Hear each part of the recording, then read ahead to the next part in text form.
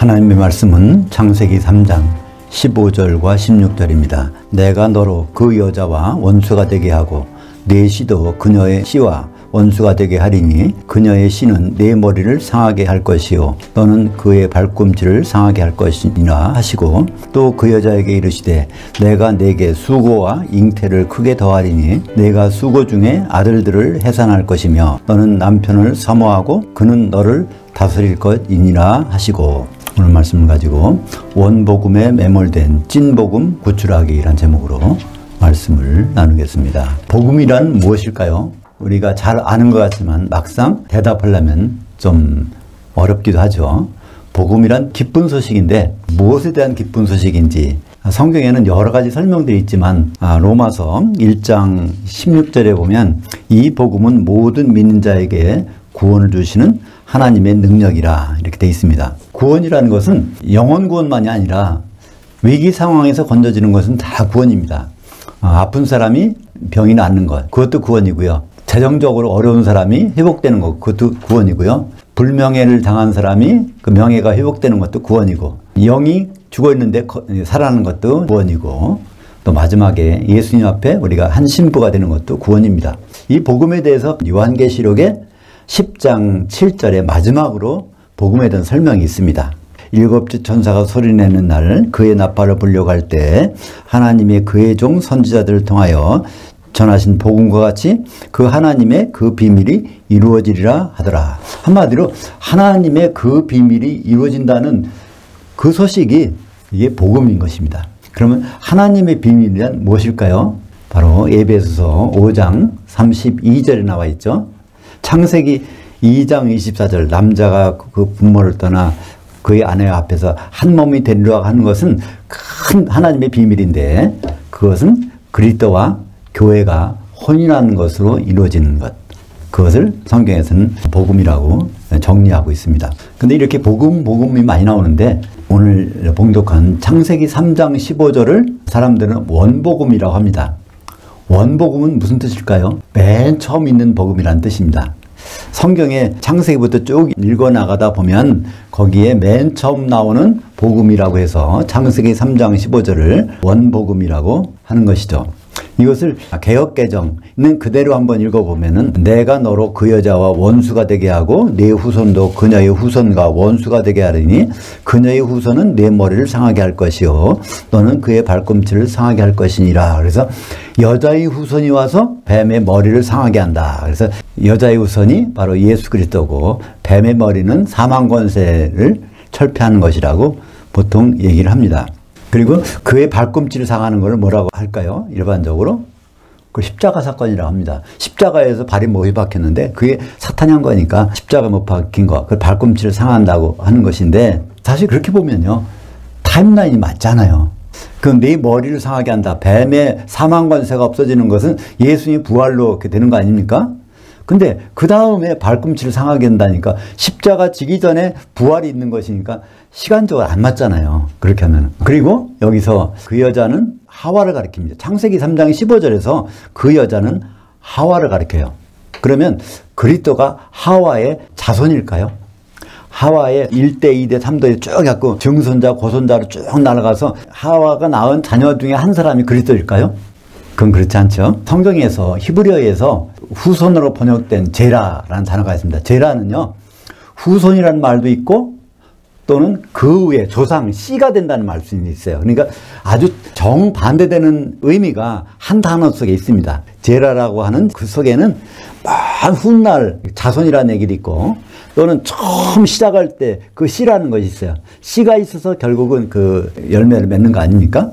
그래서 그거는 문맥을 보고서 자손을 얘기하는 건지 그것이 근원이 되는 씨를 얘기하는 건지 문맥을 보고서 판단해야 되는 것이죠. 그 제라가 씨인지 자손인지를 알아볼 수 있는 그 제라가 나오는데 이게 과연 씨인지 그 조상인지 이것을 살펴볼 수 있는 창세기 3장 15절은요 하나님이 아브라함을 갈대아 우르에서 불러내셔서 결국 가나안 땅에 데려놓으신 다음에 롯과 이제 아브라함이 같이 지내다가 거기서 양을 치는데 서로 싸울 수밖에 없어요. 한 자리에서 양을 치니까. 그래서 롯 보고 네가 좋은 걸 택하라니까 소돔과 고모라 땅 거기 좋은 것 같아. 그러니까 롯이 그 땅을 차지하고 그러면 아브라함은 뭐 풀도 없는 그런 곳에 있는 것 같아요. 그런데 그 자리에서 아브라함한테 하나님 하시는 겁니다. 내가 동서남북을 바라보라. 이 가나안 땅 이걸 다 너와 내 씨에게 주리라 하는 말씀이, 그게 이제 창세기 13장 15절인데요. 보이는 땅을 내가 너와 내 씨에게 주리니 영원히 이르리라. 네, 이곳은 우리말 번역에 자손이라고 번역했어요. 그죠? 이게 맨 후대의 자손인지, 그렇지 않으면 그 씨, 근원이 되는 씨인지 그것을 살펴볼 수 있는 방법이 하나 있습니다.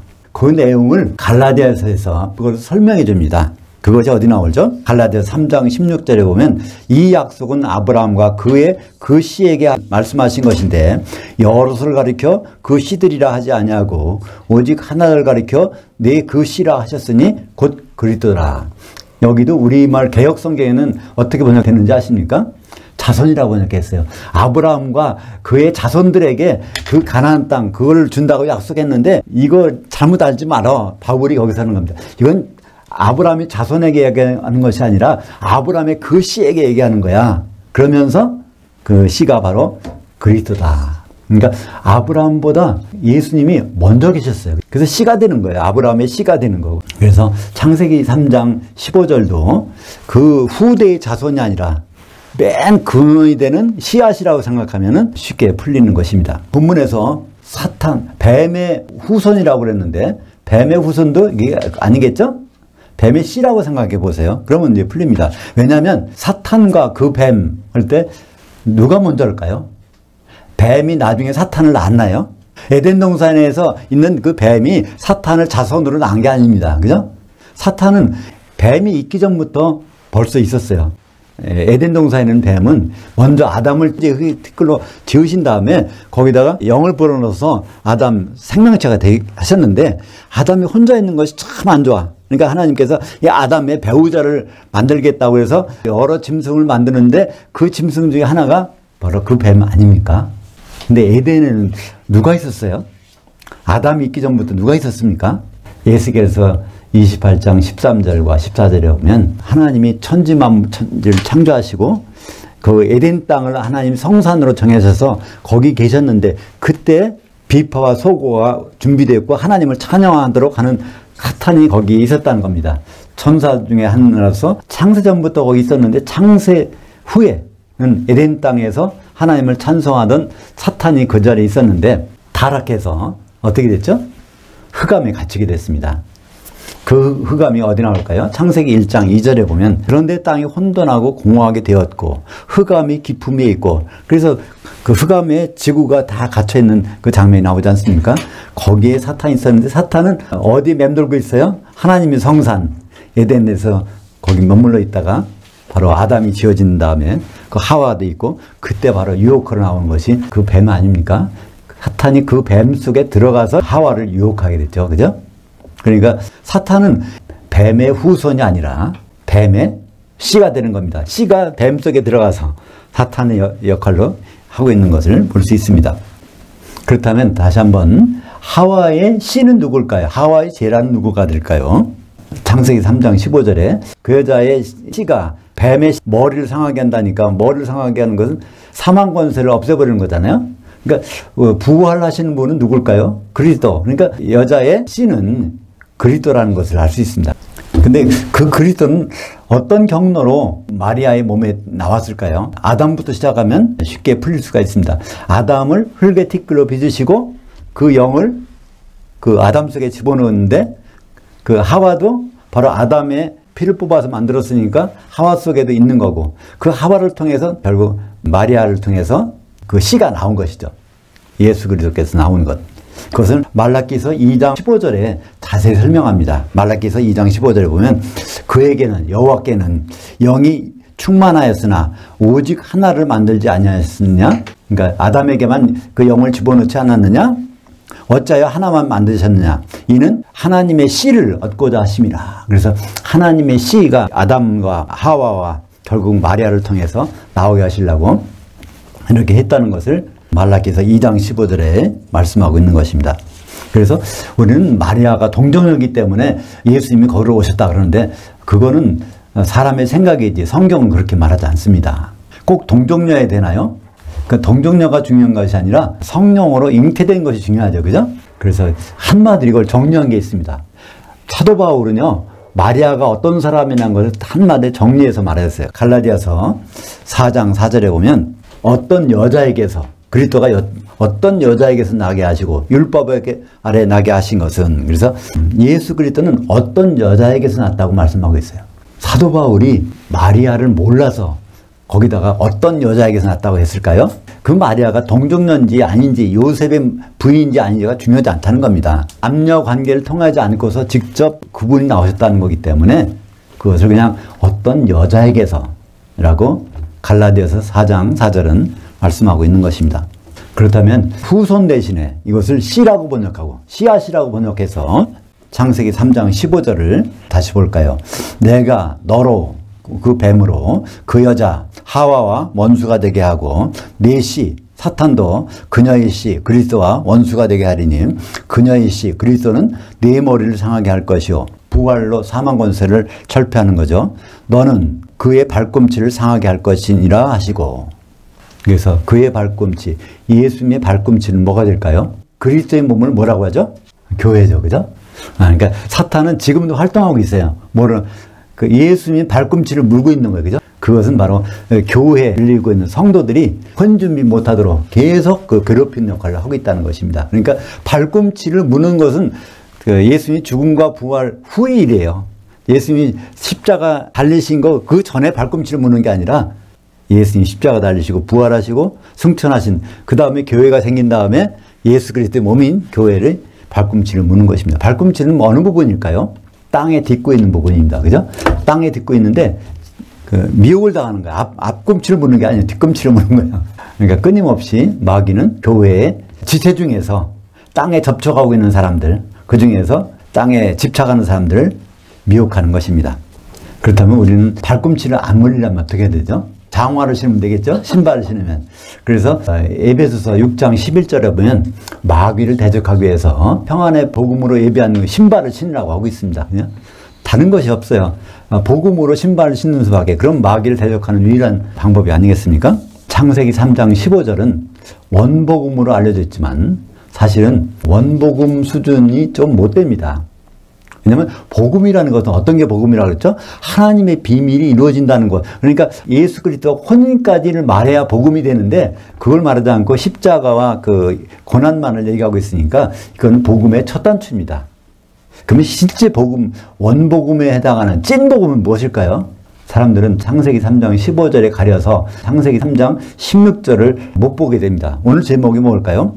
원복음에 매몰된 찐복음 구출하기. 그래서 창세기 3장 15절 때문에 진짜 복음인 창세기 3장 16절을 어디 있는지 기억도 안 난다는 것입니다. 그러니까 창세기 3장 15절은 결국은 6월절이 완성이 된 거예요. 그러나 복음은 7개의 절기가 다 맞춰진 장막절에 완성이 됩니다. 그러므로 진짜 복음이라고 하는 것은 창세기 3장 16절이라고 볼 수 있습니다. 아담과 하와는 바로 그리스도와 교회의 모형이고요. 교회가 해산하면서 남편된 그리스도를 사모하다가 결국 서로 합해서 그리스도가 교회를 메시아로서 통치하시는 그 내용이 바로 창세기 3장 16절입니다. 창세기 3장 16절을 우리는 크게 오해합니다. 번역부터가 잘못되어 있게 오해하는 거예요. 그죠? 우리말 성경 번역도 잘못됐고 영어 번역도 맞지 않은 번역이에요. 창세기 3장 16절 보면 임신한 고통을 크게 더한다고 이렇게 나오잖아요. 번역이. 근데 그런 말은 없습니다. 창세기 3장 16절을 원전에 있는 대로 그대로 번역해 볼까요? 또 그 여자에게 하와에게 이르시되 내가 네게 수고와 잉태를 크게 더하리니 내가 수고 중에 아들들을 해산할 것이며 너는 남편을 사모하고 그는 너를 다스릴 것이니라 하시고, 여기에 복음의 내용이 진짜 내용이 다 들어가 있어요. 임신의 고통이란 말이 없습니다. 사실 임신의 고통이 없잖아요. 그러니까 임신했나 안 했나 하면 약국에 가서 임신 테스트 하다가 해보잖아요. 임신한 순간에는 그걸 모르니까. 해산의 고통은 분명히 있지만 임신의 고통은 없습니다. 근데 임신의 고통이란 말이 아니라 수고와 잉태를 크게 더한다는 겁니다. 기독교인이 많이 만들어 주신다는 거예요. 하와가 교회니까, 그죠? 첫 번째는 그것이 교회 기독교인들을 많이 두신다는 겁니다. 둘째는 뭘까요? 내가 수고 중에 아들들을 해산할 것이며. 교회에 들어온다고 다 하나님 상속자가 아닙니다. 그죠? 그들 수고한 중에 그들의 이제 아들들이 나온다는 것입니다. 부활하신 예수님은 승천하시면서 모든 민족에게 제자를 삼으라고 사도들에게 명령하셨습니다. 그러니까 사도들에게 명령한 것은 일부 사람들을 구원하라고 한 게 아니에요. 모든, 그러니까 수고와 잉태를 크게 더해 주겠다는 겁니다. 둘째는 무엇일까요? 교회는 수고 중에 교인들을 하나님의 아들로서 해산해야 됩니다. 고린도후서 11장 2절에 내가 너희를 정결한 한천으로 한 남편인 그리스도께 드리려고 중매했음이로다. 그러니까 기독교인들이 교회 다닌다고 다 구원받는 것이 아니라 마태복음 22장 14절에 청함을 받은 자들은 많되 택함을 입은 자들은 적으니라. 마태복음 22장은 성경에서 처음과 마지막으로 뭐가 나와요? 혼인 오찬이 나오는 장입니다. 혼인 오찬은 무엇이죠? 예수님 오실 때 공중에 혼인 오찬이 벌어지는 거예요. 거긴 다 참석해, 기독교인은. 근데 제일 중요한 것은 그 만찬장에 들어가는 것입니다. 예복을 입어야 들어가는데 예복을 안 입고 쫓겨난 장면이 마태복음 22장에 나오지 않습니까? 셋째로 교회는 남편인 그리스도를 사모해야 됩니다. 여기에 하와 보고 남편 아담을 사모하라고 되는데 그것은 앞으로 미래 일이니까 그리스도를 사모하라고. 누가? 교회가. 여기 사모한다는 단어는요, 성경에 3번밖에 안 나오는 단어예요. 태식하라고 그러는데 이건 특히 아가서의 7장 10절에 나옵니다. 나는 내 사랑하는 자에게 속하였도다. 그가 나를 사모하는구나.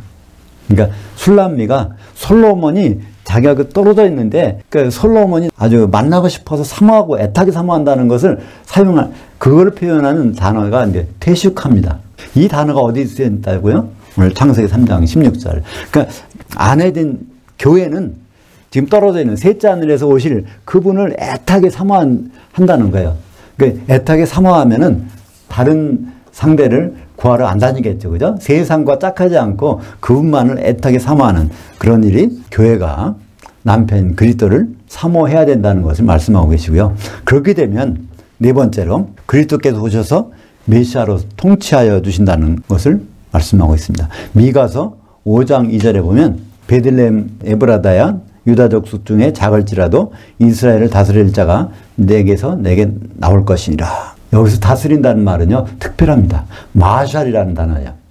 창세기 1장 28절에는 뭐가 나오죠? 거기도 다스린다는 말이 나와요. 창조된 인간에게 모든 동식물, 새를 다 다스린다는 단어가 길들인다, 짓밟다는 단어입니다.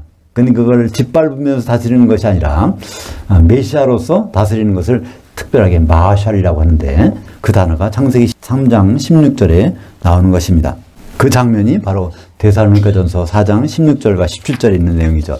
주께서 호령과 천사장의 음성과 하나님의 나팔 소리로 친히 하늘로부터 강림하시리니 그리스도 안에서 죽은 자들, 죽은 기독교인이 살아나고 그 후에 살아남은 자들도 그들과 함께 구름 속으로 끌어올려 공중에서 주를 만나게 하시리니. 이제 우리는 공중에서 기독교인은 다 죽으나 사나 기독교인을 만나게 됩니다. 그리하여 우리가 항상 주와 함께 있으리라. 근데 여기 단서가 있어요. 데살로니가 교회는요, 어떤 상태입니까? 항상 성령이 충만 상태예요. 성령이 충만하면 공중에 가서 예수님 만나서 항상 거기서 1000년 동안 또 그 후로도 같이 있다는 것입니다. 데살로니가 교회에 어떤 명령을 주셨죠? 5장 19절에 너희는 성령을 소멸하지 말라. 그러니까 성령을 소멸하지 않으면 우리는 공중에 올라가서 주님과 끝까지 함께 있을 것입니다. 예수님은 신랑을 오십니다. 우리가 다 하나님의 아들들이라고 하더라도, 성도들이라고 하더라도 심판을 받아야 됩니다. 마태복음 9장 15절에 신부실 아들들이 신랑과 함께 있을 동안에 슬퍼할 수 있느냐? 그러나 신랑을 빼앗길 날이 이르니 그때는 금식할 것이니라. 예수님이 신랑을 오는 때는 언제죠? 재림 때입니다. 그죠? 설임 때는 신랑을 안 오셨어요. 재림 때 신랑을 오시는데 공중에 신부 대기실이 있습니다. 거기에 하나님의 아들들이 있다는 겁니다. 거듭난 사람들이 거기 올라간다는 거예요. 근데 누가 신랑을 뺏기게 될까요? 마태복음 25장 8절 미련한 자들이 슬기는 자들에게 이르되 우리 등불이 꺼져가니 너희 기름을 좀 나눠달라 하거늘. 기름이, 성령이 소멸된 자들이 신랑을 뺏기게 된다는 것이죠. 예수님은 한 아내만을 취하십니다. 수많은 성도가 있어요. 죽은 성도까지 합하면 뭐 얼마나 많을까요? 기독교인들이 뭐 몇십억, 뭐 100억도 넘을 수도 있어요. 그런데 신부는 한 신부만을 취하는 것입니다. 거기에 유일한 방법이 없어요. 이 길 아니면은 한 신부가 될 수가 없단 말입니다. 그것이 에베소서 4장 3절입니다. 평안에 매는 줄로 성령에 하나 되게 하신 것을 힘써 지키라. 그 많은 성도들이 한 신부가 될 때는 오직 성령을 통해서만 가능하다는 것입니다. 마태복음 25장 10절에 그래서 기름을 준비한 성도들이 어떻게 되는지 볼까요? 그들이 살아간 사이에 신랑이 오므로 준비했던 자들은 함께 혼인잔치들. 왜 드릴까요? 두 개니까 오찬과 만찬까지 들어가고 그 문은 닫힌지라. 세상 사람들이 기독교인이라면 다 아는 말이 바로 원복음입니다. 어떤 분들은 좀 생소할지 모르지만 하여튼 신학자들은 다 알고 목사님도 다 알고 하는 것이 원복음이에요. 창세기 3장 15절을 원복음이라고 합니다. 근데 원복음에 집중하다 보면 창세기 3장 16절 찐복음, 진짜 복음을 우리가 소홀히 알 수 있습니다. 그러나 원복음만으로는 역부족입니다. 공중까지는 올라갈 수 있어요. 그러나 찐복음을 우리가 알 때 만찬까지 들어갈 수 있는 것입니다. 요한복음 3장 16절 하나님이 세상을 이처럼 사랑하사 독생자를 주셨으니 이는 그를 향하여 믿고 있는 자마다. 이게 정확한 번역이에요. 그를 향하여 믿고 있는 자. 예수님을 향하여 믿고 있는 자라는 것은 예수님이 어떤 모습으로 변해가는지를 성경을 통해서 확인하고 믿고 있는 이 현재 진행형입니다. 한 번만 믿었다고 되는 것이 아니라 그날까지 믿고 있는 자마다 멸망하지 않고, 그러니까 지옥으로 보내지지 않고 영생, 천년왕국을 얻게 하려 하심이라. 이렇게 요한복음 3장 16절은 아주 복음의 요약입니다. 근데 요한복음 3장 16절이 잘못 번역돼서 우리는 오해하죠. 예수만 믿으면 구원받는다고 이렇게 착각하게 되는 것입니다. 믿음은 현재 진행형입니다. 장막절 성취까지 예수님을 향하여 믿어야 혼인만찬에 들어가는 것입니다. 그날 공중에서 주님을 만날 때 그리스도의 심판대 혼인 오찬을 통과해서 혼인만찬까지 들어가야 되지 않겠습니까? 기도하겠습니다. 하나님 아버지 감사합니다. 창세기 3장 15절 그 원복음에 가려진 진짜 복음 창세기 3장 16절을 통해서 우리가 그리스도를 사모하고 주님을 만날 때 신부실에서 신랑을 빼앗기지 않는 모든 성도들이 될 수 있도록 인도하여 주시옵소서. 예수님의 이름으로 기도합니다. 아멘.